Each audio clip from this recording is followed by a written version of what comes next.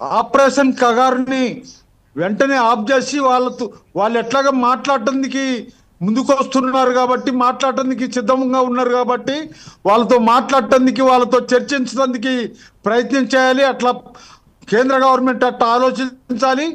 ఈ వాళ్ళు ఇప్పుడు బంధు పిలుపు జరిగినటువంటి ఘటనలన్నింటినీ, జరిగినటువంటి దారుణాన్నంతా కూడా నిరసిస్తూ బంధు పిలిపించారు కాబట్టి ఆ బంధుని సరిగ్గా జరిగేటట్టు చూడాలి. వాళ్ళకి ఆ అవకాశం ఇవ్వాలి, వాళ్ళని ఆలోచింపజేయాలి. ప్రభుత్వం కూడా ఆలోచించాలి. వాళ్ళని లేకుండా చేద్దాం అనేటువంటి ఆలోచన ఏదైతే ఉందో అది కరెక్ట్ కాదు. ఇంతకుముందు ఇందిరాగాంధీ ప్రభుత్వం వామపక్ష భావాలు లేకుండా చేస్తానని ఎమర్జెన్సీని ప్రకటించింది.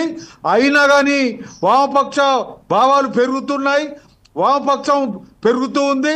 ఇప్పుడు నక్సలిజాన్ని నామరూపాలు లేకుండా చేస్తానని మాట్లాడుతున్నటువంటి నరేంద్ర మోడీ ప్రభుత్వం ఏదైతే ఉందో ఆ నక్సలిజాన్ని రూపుమాపలేదు.